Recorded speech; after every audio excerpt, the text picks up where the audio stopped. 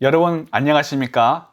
동양고전과 함께하는 성경 이야기 두 번째 시간으로 여러분을 찾아뵙습니다. 저는 이영재 목사입니다.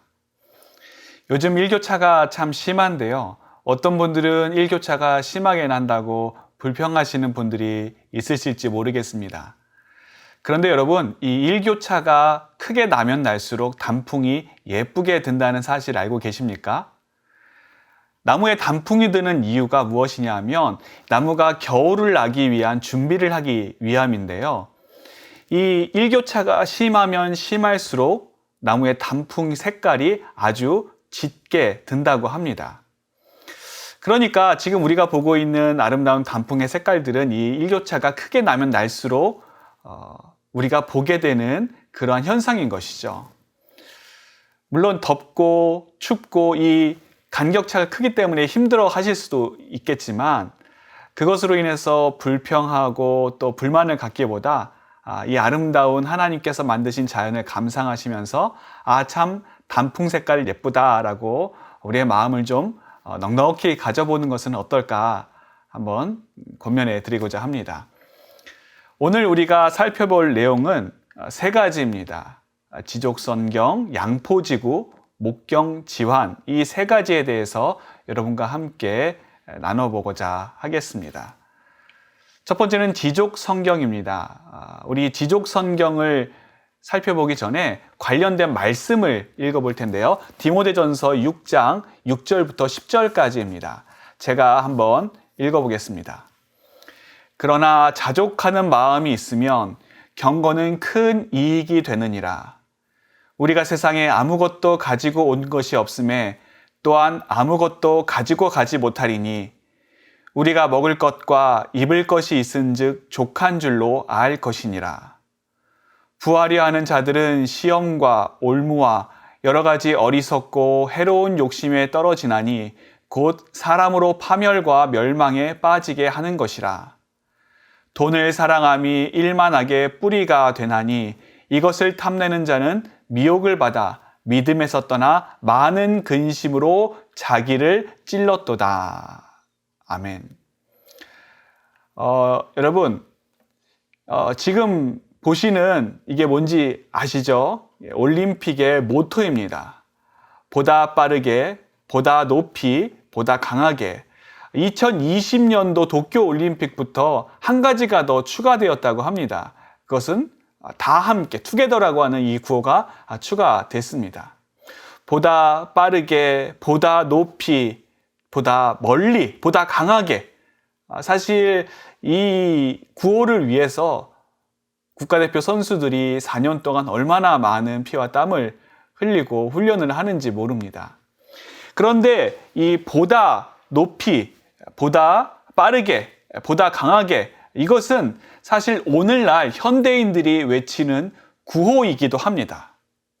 우리는 뭐라고 외칩니까? 보다 많이, 보다 크게, 보다 높이 무엇인가 갖기를 원하죠. 무엇인가 누리기를 원합니다. 어디엔가 도달하기를 사람들은 소망을 합니다. 그래서 더 큰 집, 더 좋은 차, 더 좋은 대학, 더 많은 돈, 더 높은 위치, 이런 것들은 사실 사람들의 마음에 어떠한 욕망이 담겨져 있는 그런 말이기도 합니다.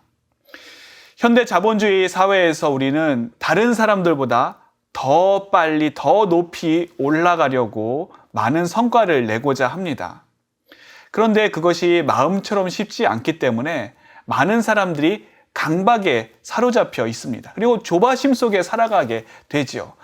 내가 다른 사람들은 뭐 비트코인이다, 뭐 부동산이다 해서 갑자기 많은 돈을 벌게 되었는데 아무것도 안 하고 있는 나의 모습을 보면 내가 지금 뭐 하고 있는 것인가? 나만 바보가 된 것 같은 그런 느낌에 또 그런 착각에 빠지기도 하는 것이죠. 그러면서 어떻게 됩니까? 나는 행복하지 않다. 나의 삶은 불행하다. 이렇게 자신의 삶을 불행한 쪽으로 자꾸 몰아가게 되는 것입니다. 만족할 줄 모르는 것이죠. 어떤 회장님이 유명한 기업의 회장님이 이제 좋은 섬에, 아름다운 섬에 휴양차 가게 되었습니다. 그곳에서 그동안 얼마나 열심히 일하고 또 힘들게 일해왔는지 자신을 좀 보상하는 마음에서 그 아름다운 섬에서 이렇게 휴양을 취하고 있었는데, 그 휴양지에 살고 있던, 그 섬에 살고 있던 한 어린아이를 만나게 되었습니다. 그러면서 이런저런 이야기를 나누다가 이제 아이다 보니까 이 회장님이 해주고 싶은 말이 너무 많은 거예요. 그래서 아이에게 이야기합니다. 얘야, 공부 열심히 해야 된다. 공부 잘해야 된다. 그렇게 이야기하면서 자신이 얼마나 열심히 지금까지 살아왔고 또 최선을 다해서 살아왔는지, 얼마나 힘든 역경들이 있었는지, 그럼에도 불구하고 그러한 위기들과 역경들 다 극복하고 지금 이 자리에 있다라고 하는 자신의 어떠한 일대기를 이 아이에게 들려줬습니다. 이 아이가 곰곰이 듣더니 이 회장님에게 물어보는 거예요. 아저씨, 그런데 왜 공부를 열심히 해야 되나요? 그러니까 이 회장님이 그 이야기를 듣더니 웃으면서, 이 녀석아, 당연히 공부를 열심히 해야지. 그래야 좋은 대학에 갈 수 있지 않니? 좋은 대학에는 왜 가야 되는데요? 아니, 이 녀석아, 당연한 이야기를 이렇게 묻니? 좋은 대학에 가야 좋은 회사에 들어갈 수 있지 않니? 그럼 좋은 회사에는 왜 들어가야 돼요? 좋은 회사에 들어가야 돈을 좀 많이 벌 수 있고 또 훌륭한 사람이 될 수 있고 높은 위치에 갈 수 있지 않니? 돈을 많이 벌고 훌륭한 사람이 되고 높은 위치에 왜 가야 되는데요? 이 녀석아, 그래야 지금 나처럼 열심히 일한 것에 대한 보상받으려 이런 좋은 휴양지에 와서 이렇게 편하게 쉴 수 있지 않겠니? 그런 이야기를 해준 거예요. 그랬더니 이 아이가 이 회장님에게 뼈 때리는 이야기를 했습니다. 아니, 저는 굳이 그렇게 공부 열심히 안 해도 지금 여기 살고 있는데 제가 뭐하러 그렇게 열심히 공부할 필요가 있겠어요? 여러분, 행복은 명예나 지위나 또 성적순도 아니고 돈의 많고 적음도 아닙니다.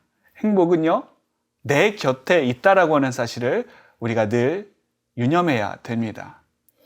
동화 파랑새에 나오는 그 주인공인 치르치르와 미치르는 행복을 가져다주는 파랑새를 찾기 위해서 집을 떠나게 되죠. 그러면서 여러 모험을 떠나게 됩니다. 결국 이 치르치르와 미치르가 파랑새를 찾은 곳은 어디입니까? 집에 와 보니까 그렇게 힘들게 파랑새를 찾으러 여기저기 다니다가 겨우겨우 집에 와서야 이 파랑새가 집에 있었다고 하는 사실을 깨닫게 되는 것이죠. 결국 행복은요, 멀리 있지 않습니다. 가까이 있습니다. 여러분 주변에 한번 둘러보십시오. 무엇이 보이십니까? 가족들이 보이시나요?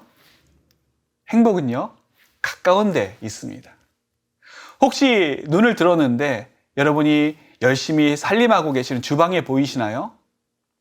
사실 행복은요, 거기에 있는 것이죠. 명나라 말기에 홍자성이라고 하는 사람이 쓴 책은담에 나오는 내용입니다. 이 책은담에 보면 이런 내용이 나와요. 지족자 선경, 부지족자 범경, 이렇게 나옵니다. 족한 줄로 아는 사람은 성경의 삶을 살 수 있는 것이고, 족한 줄을 모르는 사람은 범경의 삶을 산다라고 하는 것이죠. 눈앞에 다가온 어떤 모든 일에 만족하는 사람에게는 그 사람이 있는 곳이, 그곳이 바로 신선히 사는 세상이요. 만족하지 못하는 사람에게는 어떤 곳에 있다 할지라도 힘들고 괴로운 속세의 삶일 뿐이다. 이렇게 이야기를 하고 있습니다. 결국 주어진 현실에 만족하고 또 자족하는 것이 행복의 지름길임을 이야기하고 있는 것이죠. 오늘 우리가 읽은 성경 본문도 이와 비슷한 말씀을 해주고 있습니다. 우리 믿는 사람들에게 중요한 마음이 무엇이겠습니까, 여러분? 다른 마음이 아닙니다. 바로 자족하는 마음이죠. 사실 많은 경우 우리가 시험에 빠지게 되는 때는 언제인가? 바로 내가 자족하지 못하기 때문입니다. 옆집 남편은 알아서 집안일도 척척 해주고 굳이 뭐 이야기 안 해줘도 선물도 잘 갖다 주고 그러는데 우리 남편은 뭐 집안일은 돌보지도 않고 하루 삼시세끼 밥 차려줘야 되고 자기 스스로 할 수 있는 게 하나도 없고 이렇게 되면 이제 그 마음 가운데 쓴뿌리가 올라오는 것이죠. 또 옆집 아내는 그렇게 남편을 잘 섬기고 남편 말에 순종하고 하는데 우리 아내는 이 남편 보기를 별로 이렇게 중요하게 생각하지 않고 이제 그렇게 되면 우습게 알고 그러면 이제 섭섭한 마음이 드는 겁니다. 또 남의 자식은 공부도 잘하고 부모님께 효도도 잘하는데 우리 자식은 내 자식은 뭐 매일 달라기만 하고 줘도 고마운 줄도 모르고 뭐 제대로 하는 것은 없고 사고만 치고 하나하나를 보면 다 내 마음에 들지 않기 때문에 시험에 빠지게 되는 것입니다.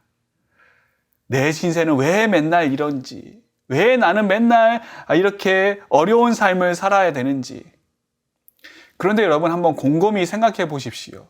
그렇게 신세한탄하고 또 불평한다고 해서 살림살이가 좀 나아지십니까?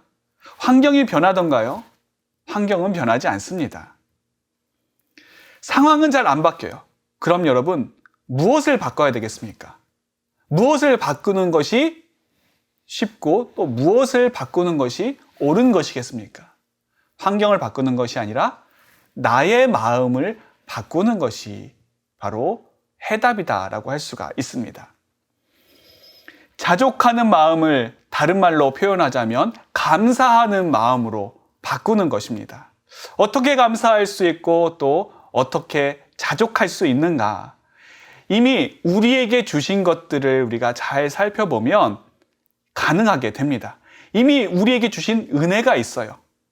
이미 우리에게 주신 감사의 제목들이 있고 이미 우리가 경험한 하나님의 놀라운 역사의 사건이 있습니다.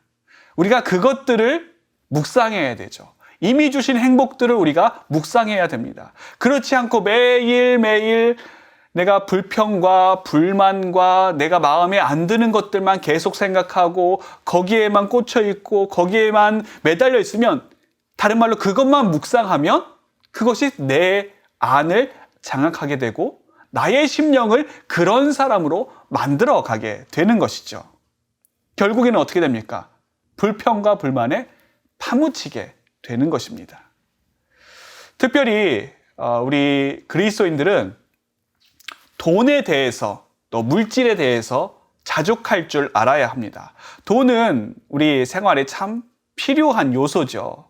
그러나 그 돈이 우리의 우상이 되어서는 안 됩니다.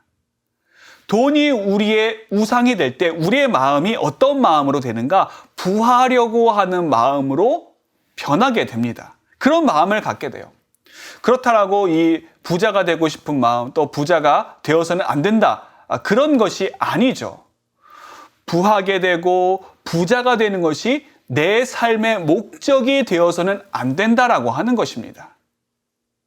그래서 믿는 사람들 중에는 교회는 다니는데 내가 부자가 되고 세상에서 성공하고 많은 돈을 갖고 좋은 집에 살고 떵떵거리는 것을 삶의 목표로 하기 때문에 예수님은 믿는다고 하면서 교회는 다닌다고 하면서 더 많은 돈을 벌기 위해서 또 더 많은 재물을 갖기 위해서 수단과 방법을 가리지 않는 분들을 보게 됩니다. 부정한 방법, 또 이익을 얻기 위해서라면 좀 법을 어겨가면서까지 그런 모습을 보이면서 그리스도인이라고 하는 그 이름에 먹칠하는 그런 분들이 있죠. 그래서는 안 됩니다. 예수님께서 우리를 뭐라고 말씀하셨습니까? 너희는 세상의 소금과 빛이다 라고 말씀을 하셨습니다. 그러면 소금으로서 빛으로서 세상을 변화시키고 세상 가운데 하나님께서 보내주신 그 역할을 우리가 잘 감당해야 되는데 오히려 우리가 세상 사람들에게 짐이 되고 세상 사람들에게 정말 손가락질 받을 만한 그런 사람이 된다라고 한다면 여러분 얼마나 우리 주님께서 가슴 아파하시겠습니까? 책은담에서 이야기하는 지족 선경은 그냥 주어진 상황에 만족하고 그 순리에 따르라고 하는 것입니다. 그러니까 지금 뭐 상황을 바꿀 수 없으니까 거기에 만족해라. 거기에 초점이 맞춰져 있다고 한다면 성경에서 말하는 자족하는 마음은 좀 다릅니다. 이 자족하는 마음은 어떠한 상황이나 또 순리를 따르는 것을 넘어서 그것을 넘어서 하나님으로만 만족해야 된다. 우리의 만족이 하나님께 있어야 된다라고 하는 것을 말씀하는 것입니다. 그렇기 때문에 만족에 이르는 길이 다릅니다. 지족 성경은 세상의 지혜는 어차피 안 되는 것입니다. 어차피 안 되기 때문에 포기함으로 만족에 이르려고 하는 것이 이 만족에 이르는 하나의 길이지만 성경은 뭐라고 이야기합니까? 성경은 우리가 할 수 없기 때문에 다 포기해라. 거기에 초점을 맞추는 것이 아니라 우리의 만족 되시는, 우리의 만족의 진정한 근원 되시는 하나님께 집중함으로, 하나님을 찾음으로, 그분을 만남으로 누리게 되는 그 만족이 중요한 것이다. 그것을 우리에게 말씀해 주고 있는 것이죠. 세상에서 말하는 지족은 내게 주어진 것을 그냥 체념하듯이 받아들이는 것이지만 성경에서 말하는 자족은 다른 것들은 다 그렇게 받아들이되 하나님에 관한 것만큼은 우리가 자족해서는 안 된다 말씀하고 있습니다. 늘 하나님을 갈망하고 늘 하나님을 더 사모하고 더 사랑하는 마음으로 하나님을 구해야 된다라고 말씀하고 있죠. 시편 42편 1절과 2절에는 목마른 사슴에 대한 이야기가 나옵니다. 하나님이여 사슴이 시냇물을 찾기에 갈급함같이 내 영혼이 주를 찾기에 갈급하니이다. 내 영혼이 하나님 곧 살아계시는 하나님을 갈망하나니 내가 어느 때에 나가서 하나님의 얼굴을 배울까? 다른 것들은 여러분 다 주어진 것에 감사하시기 바랍니다. 그러나 오직 한 가지, 하나님에 대한 것만큼은 여러분 우리가 자족해서는 안 됩니다. 하나님 목마릅니다. 하나님 갈망합니다. 주님 더 만나기 원하고 주님 더 경험하기를 소원합니다. 주님 더 사랑하기를 원합니다. 이러한 신앙 고백으로 살아가시는 우리 모든 예수 소망의 성도님들 되시기를 바라겠습니다. 두 번째로 우리가 살펴볼 내용은 양포지구입니다. 이 양포지구에 들어가기에 앞서서 로마서 2장 1절부터 3절 그리고 11절의 말씀을 봉독하도록 하겠습니다. 그러므로 남을 판단하는 사람아 누구든지 막론하고 내가 핑계하지 못할 것은 남을 판단하는 것으로 내가 너를 정죄함이니 판단하는 내가 같은 일을 행함이니라. 이런 일을 행하는 자에게 하나님의 심판이 진리대로 되는 줄 우리가 아노라. 이런 일을 행하는 자를 판단하고도 같은 일을 행하는 사람아 내가 하나님의 심판을 피할 줄로 생각하느냐. 이는 하나님께서 외모로 사람을 취하지 아니하심이라. 아멘. 옛말에 합금으로 만든 칼은 그 빛깔만으로 날카로움을 알 수 없고 무엇이든지 베어봐야 진짜 그것이 날카로운지를 알 수 있다라고 했습니다. 사람을 보는 것도 마찬가지인 것 같습니다. 사람을 볼 때 겉모습만 보고서는 그 사람의 모든 것을 알 수가 없습니다. 요즘은 이제 포장이 참 중요한 시대가 되었습니다. 겉모습이 요란한 시대가 되었죠. 허장성세의 시대, 또 거칠에만 숭상하는 그런 요즘의 세태를 꼬집는 그 내용이 바로 양포지구라고 하는 고전입니다. 이 양포지구는 한비자의 설림 하편에 나오는 내용입니다. 옛날 중국의 전국시대 양주라고 하는 대학자가 살고 있었습니다. 근데 이 양주에게는 동생이 있었는데 그 동생의 이름이 바로 양포입니다. 양포. 이 양포라고 하는 사람이 어느 날 바깥으로 나갈 때 흰옷을 입고 나갔어요. 흰옷을 입고 나갔다가 갑자기 날씨가 나빠져 버렸습니다. 그러니까 막 비가 오고 흙탕물이 튀기고 하니까 이 흰옷이 더러워질까 봐 검은 옷으로 갈아입었습니다. 그래서 그 일을 보다가 그 검은 옷을 입은 채로 집으로 돌아왔어요. 그런데 나갈 때는 그렇게 반겨서 보내주던 이 강아지가 이 양포가 검은 옷을 입고 나타나자 갑자기 낯선 사람을 보듯이 막 달려들면서 멍멍 짖는 겁니다. 양포가 화가 났어요. 아니 이 강아지가 주인도 몰라보다니 하면서 이 강아지를 막 때리려고 하니까 이 양포의 형인 양주가 이렇게 말했습니다. 아우야, 때리지 마라. 때리지 마라. 너도 역시 이 개와 같이 잘못하는 경우가 있을 것이다. 만약에 너의 개가 흰색으로 밖에 나갔는데 돌아올 때 검은색으로 돌아왔다라고 한다면 너조차도 이상하게 여기지 않겠느냐.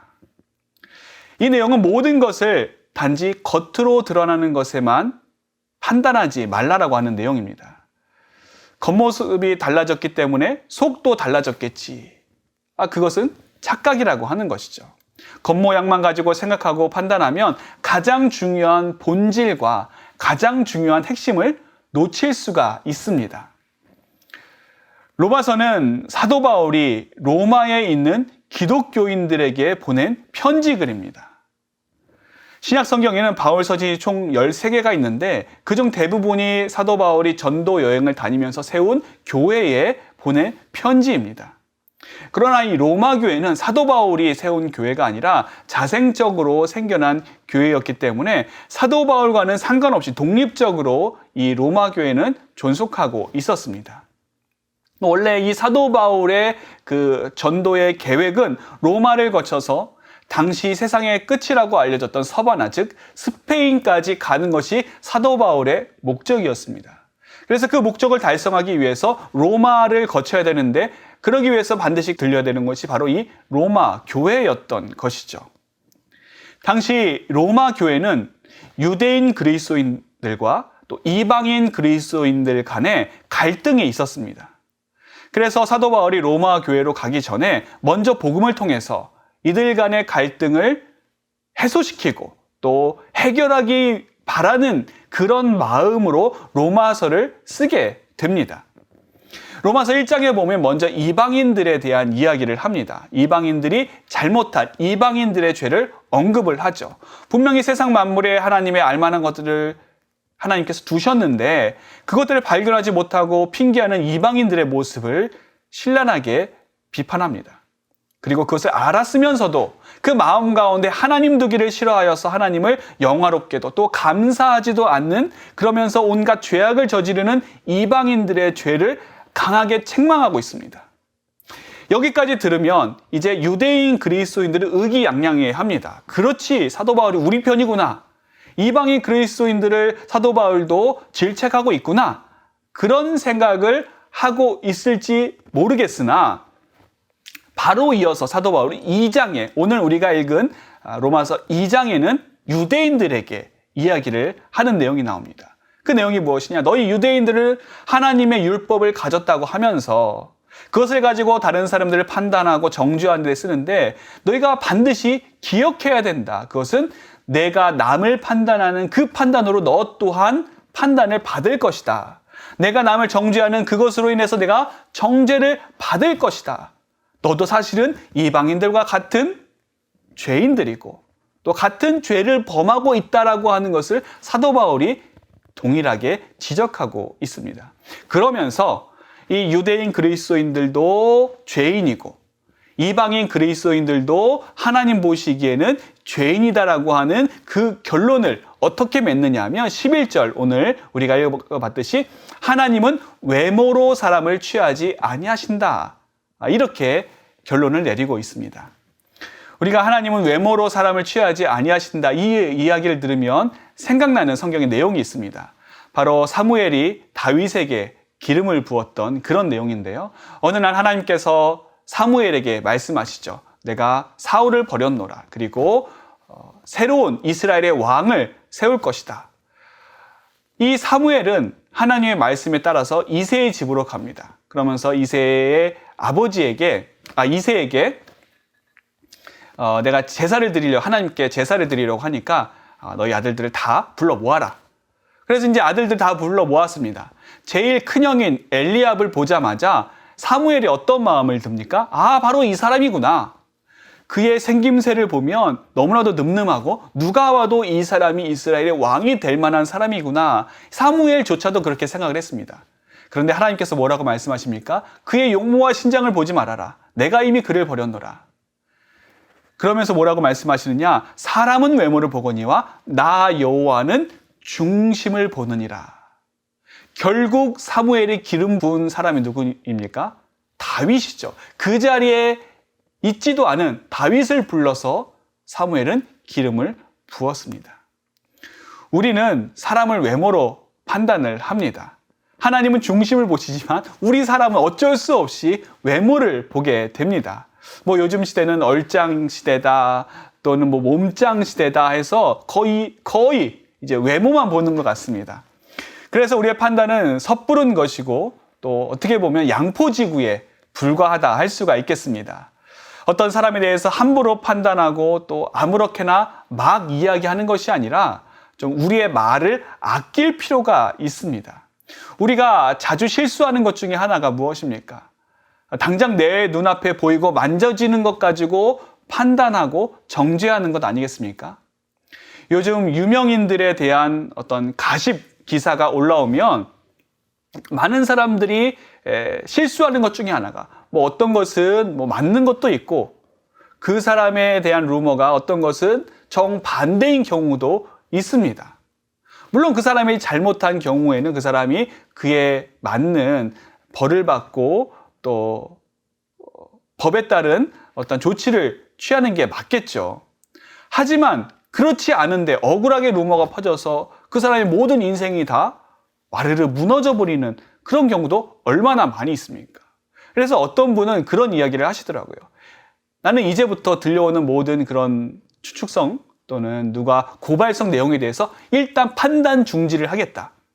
양쪽의 이야기를 다 들어보고 또 수사 상황을 다 들어보고 그때 가서야 사람을 판단해도 늦지 않다. 그분의 이야기가 저는 참 공감이 되었습니다. 특히 우리가 교회일수록 더 조심해야 되죠. 어떤 권사님이 그런 말씀을 하신 적이 있습니다. 예전에 이제 교회에서 뭘 나눠주면 그런가 보다 그렇게 그냥 가볍게 생각을 했답니다. 그래서 떡 같은 거를 교회에서 받았다. 그러면 이제 먹어보고 바로 판단을 내리는 거예요. 이거 왜 이렇게 맛없어? 이거 도대체 누가 한 거야? 누가 담당했길래 이렇게 성의가 없어? 속으로 이제 욕도 좀 하고 비난하고 비판을 했다고 합니다. 그런데 어느 날 자기가 그걸 담당하게 된 거예요. 그리고 나서는 엄청 회개했다고 합니다. 떡 하나 맞추는 것이 얼마나 어려운지를 깨닫게 된 것이죠. 보통 어려운 게 아니구나. 먹는 사람은 그냥 먹지만 그것을 준비하는 사람은 얼마나 고민하고 또 기도하고 하면서 최선을 다하는지를 이분이 본인이 담당일 때 그제서야 알게 된 것입니다. 다른 식당이나 음식점 같은 경우에는 맛이 없으면 좀 그럴 수 있죠. 서비스가 좀 안 좋으면 당연히 컴플레인 할 수가 있습니다. 그런데 여러분, 교회는 그런 컴플레인을 하기 전에 먼저 상대방의 입장을 내가 생각해 봐야 될 필요가 있습니다. 사실 교회에서 주일을 하면서 대충대충 설렁설렁 하는 사람이 어디 있겠습니까? 다 나름대로 고민하고 여러 번 생각하고 그 일을 추진을 합니다. 그런데 그런 것들이 때로는 결과가 안 좋을 수가 있습니다. 열심히 준비하고 고민해서 준비했는데 음식이 맛이 없을 수가 있어요. 그럴 때가 있습니다. 또 열심히 마음을 담아서 선물을 준비했는데 이 선물이 그 상대방의 마음에 안 들 수가 있어요. 목사님들 열심히 강의를 준비하지만 정말 최선을 다해서 강의를 준비했는데 너무나 안타깝게도 강의가 재미없을 수도 있어요. 그런데 여러분, 그러한 마음이 들 때 이 양포지구를 한번 생각해 보셨으면 좋겠습니다. 눈에 보이는 것은 겉모습에 불과합니다. 그것이 본질이 아니죠. 겉으로 보여지는 것으로 남을 판단하지 마시고 오히려 내가 불편하고 안 좋은 것을 느낄 때 함부로 비난하는 것이 아니라 오히려 위로하고 오히려 격려하고 오히려 칭찬하고 배려하는 말을 하면 그게 그분의 덕이 되는 것이고 그게 그분의 성품이 되는 것이고 그것이 그분의 인격을 보여주는 것입니다. 우리 예수몽의 성도님들은 모두 그러한 아주 훌륭한 인격의 소유자들, 예수 그리스도의 성품을 닮아가는 그런 분들 되셨으면 좋겠습니다. 마지막으로 우리가 살펴볼 것은 목경지환입니다. 우리가 야고보서 1장 19절부터 20절까지를 살펴보도록 하겠습니다. 내 사랑하는 형제들아 너희가 알지니 사람마다 듣기는 속히 하고 말하기는 더디하며 성내기도 더디하라. 사람이 성내는 것이 하나님의 의를 이루지 못함이라. 세상 물정 모르고 겁도 없이 마음껏 이리저리 이제 나대는 사람을 우리가 천둥벌거숭이 같다, 그렇게 이야기를 합니다. 아무리 유능하고 또 아무리 똑똑해도 자신을 돌아보지 않고 함부로 계속 나대면서 함부로 말을 하는 사람은 여러분 언젠가는 대가를 치르게 되어 있습니다. 이 목경지환은 그 나무인형의 근심이라고 하는 뜻인데요, 사마천의 사기에 나오는 내용입니다. 자신의 정체성이나 본분을 망각하고 함부로 날뛰다가 망가지거나 본래의 제자리로 돌아오기 어렵다라고 하는 의미를 가지고 있습니다. 전국시대 제나라의 제상이 맹상군이라고 하는 제상에 있었습니다. 이 맹상군이라고 하는 제상은 군주의 신임을 받아서 권세와 부귀가 높았을 때에 그의 휘하에는 그에게 충성을 다하는 수천 명의 식객이 있었다고 합니다. 왜 이렇게 식객이 많았는가? 이 맹상군이라고 하는 사람은 식객을 대접함에 있어서 지휘 고하를 막론하고 또 부함과 또 처남을 막론하고 누구든지 동등하게 대해줬다라고 합니다. 그런데 당시에 아주 강대국이었던 진나라의 소양왕이 이 맹상군에 대한 이야기를 들은 거예요. 그래서 이 맹상군을 좀 어떻게 볼모로 잡아야겠다라고 하는 그런 계획을 세우고 먼저 자신의 동생을 이 제나라의 인질로 보냅니다. 맹상군이 있는 제나라의 인질로 보내면서 맹상군을 우리에게 보내달라, 이렇게 이야기를 하는 거예요. 맹상군의 입장에서는 안 갈 수가 없죠. 우리나라보다 강한 진나라가 그 나라의 황제의 동생까지도 먼저 보냈는데 안 갈 명분이 없는 겁니다. 그래서 이제 진나라에 가겠다 결심을 했어요. 그런데 그렇게 결심을 하니까 다른 여러 식객들이 이 맹상군을 말리는 겁니다. 그때에 한 사람이 이렇게 이야기를 했어요. 오늘 제가 밖에서 들었는데 나무인형과 흑인형이 서로 이야기하는 그 이야기를 들었습니다. 나무인형이 이렇게 말했다고 해요. 하늘에서 큰 비가 오면 흑인형, 그대는 장차 무너져 흔적도 없어질 것이다. 그렇죠. 흙으로 만든 인형은 비를 맞으면 아무래도 좀 부스러지고 없어질 것 아니겠습니까? 그러자 그 이야기를 들은 흑인형이 이렇게 대답을 했습니다. 걱정하지 말게나. 나는 원래 흙으로 만들어졌기 때문에 큰 비가 와서 무너져도 흙으로 돌아가면 그만이네. 그런데 만약 하늘에서 비가 내리면 나무인형 그대는 물에 둥둥 떠내려가 어느 곳에 멈출지 알 수 없을 것이네. 그러면서 뭐라고 이야기하느냐? 지금 이 진나라는 아주 호랑이 같고 또 이리같이 무서운 나라입니다. 그래서 맹상군께서 진나라로 가시려고 하는데 만약 진나라에 가셔서 사정이 여의치 않아서 못 돌아오시게 되면 맹상군께서는 흑인형이 이야기한 그런 나무인형의 웃음거리를 피하지 못할 것입니다. 이렇게 이야기를 한 거예요. 이 내용을 종합해 보면 이제 이 사람은 제나라에 인질로 온 진나라의 경양군, 그러니까 진나라 황제의 동생을 흑인형에 비유를 하고 또 맹상군을 나무인형에 비유해서 설득을 했던 것입니다. 진나라에 무턱대고 들어갔다가 그곳에서 진나라가 강대국이기 때문에 맹상군을 안 보내면 더 큰 화를 당할 수가 있는 것 아니겠습니까? 그렇게 되면 이제 본국으로 돌아올 수 없게 되는 것이죠.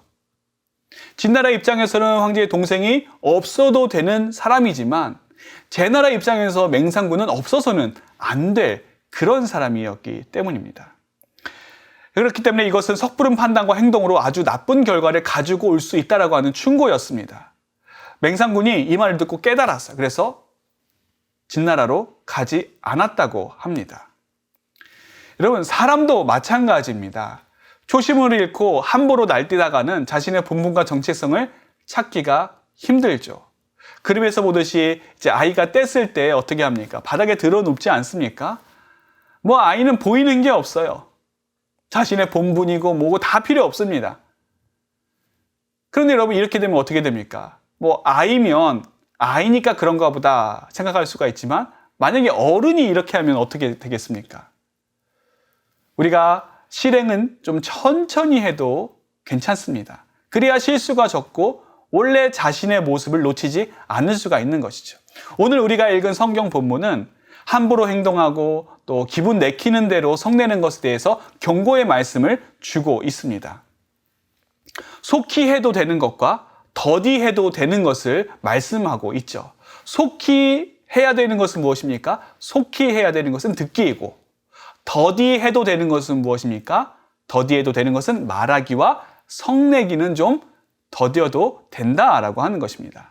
우리 옛말에 어떤 행동을 할 때 3번 먼저 생각하고 해라라고 하는 말이 있는데, 또 듣기를 속히 하라고 하는 이 이야기는 남이 말하는 것을 빨리빨리 듣고 빨리빨리 알아채라라고 하는 그런 말이 아니라, 저 사람이 하는 말에 내가 어떻게 반응을 하고 또 어떤 답을 해야 되는 것이 옳은지, 그리고 어떤 답이 저 사람에게 덕이 되는지를 생각하고, 또 혹시 내가 이야기하는 것이 문제가 되지는 않을까 충분히 생각한 뒤에 답하라는 것이죠. 그리고 남의 이야기가 끝나기도 전에 내 말을 막 하는 것, 그렇게 하지 말라는 것입니다. 즉, 경청과 공감에 대해서 우리에게 이야기를 해주고 있습니다. 이것은 우리의 신앙생활과도 관련이 있습니다. 하나님께 기도할 때 하나님의 뜻을 구하고 또 하나님께서 나에게 말씀하시는 그 말씀을 듣는 것이 아니라 내가 할 말만 딱 하고 끝나는, 그렇게 기도하는 분이 있습니다. 대화형 기도가 아니라 일방적으로 통보하는 통보형 기도가 되는 것이죠. 그냥 내 할 말만 쭉 늘어놓습니다. 또 어떤 분은 브리핑형 기도를 하십니다. 그러니까 무슨 일이 있었고 어떤 일이 있었고 앞으로 무슨 일을 할 거고 그냥 브리핑만 쭉 하고 기도를 마칩니다. 그럼 브리핑형 기도죠. 기도는 대화가 기본입니다. 내가 하나님께 아뢰기도 하지만 하나님의 말씀을 내가 듣는 것이 중요하죠. 또 성내는 것에 대해서 말씀하면서 이 성내는 것이 단순히 다른 사람의 감정을 상하게 하고 또 관계를 힘들게 하는 차원에서 넘어서서 하나님의 의를 이루는 것과 연관시켜서 말씀하고 있습니다. 우리가 흔히 화내지 마십시오, 성내지 마십시오. 그때의 그 이유를 어디에서 찾습니까? 건강에서 찾거나 체면에서 찾거나 또 다른 사람과의 관계에서 찾습니다. 우리가 왜 화를 내면 안 됩니까? 건강에 안 좋으니까, 스트레스가 쌓이니까, 혈압이 오르니까. 이건 건강 때문에 화내지 않는 것이죠. 우리가 왜 화를 내면 안 됩니까? 체면이 있으니까. 우리가 화를 내면 왜 안 됩니까? 다른 사람 관계가 어그러지기 때문에.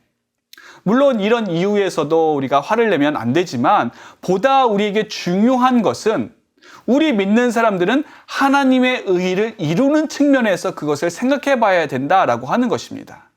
내가 쉽게 화내고 내가 쉽게 성내는 것, 그것이 하나님의 의를 이루는데 하나님의 의에 방해가 된다. 여러분 한번 생각해 보셨나요? 인간의 성냄은 결국 옛사람의 그릇된 본성을 버리지 못한 결과입니다. 그렇기 때문에 하나님의 자녀로서 하나님의 뜻을 이루며 살아가는 우리가 오히려 복음의 장애물이 된다라고 하는 것을 의미를 하는 것이죠. 우리가 예수 그리스도 안에 있을 때 새로운 피조물이다라고 말씀을 하십니다. 아무리 좋은 복음의 소식을 전해도 그것을 전하는 사람이 쉽게 화를 내고 쉽게 성을 내는 사람이라면 믿는 사람들의 입장에서 볼 때도 안 좋은데, 안 믿는 사람들이 그 모습을 보면 그 사람이 전하는 복음을 어떻게 생각하겠습니까? 듣기는 속히 하고, 말하기는 더디하고, 성내기도 더디하라. 이 말씀에 순종함으로 하나님의 의를 이루는 삶을 살아가는 우리 사랑하는 예수 소망의 모든 성도님들 되시기를 소망합니다. 이것으로 오늘 강의를 마치도록 하겠습니다. 이제 다음 주는 동양 고전과 함께하는 성경 이야기의 마지막 시간입니다. 그리고 앞으로 우리 화요 성경 공부는 총 4번의 시간이 남아 있습니다.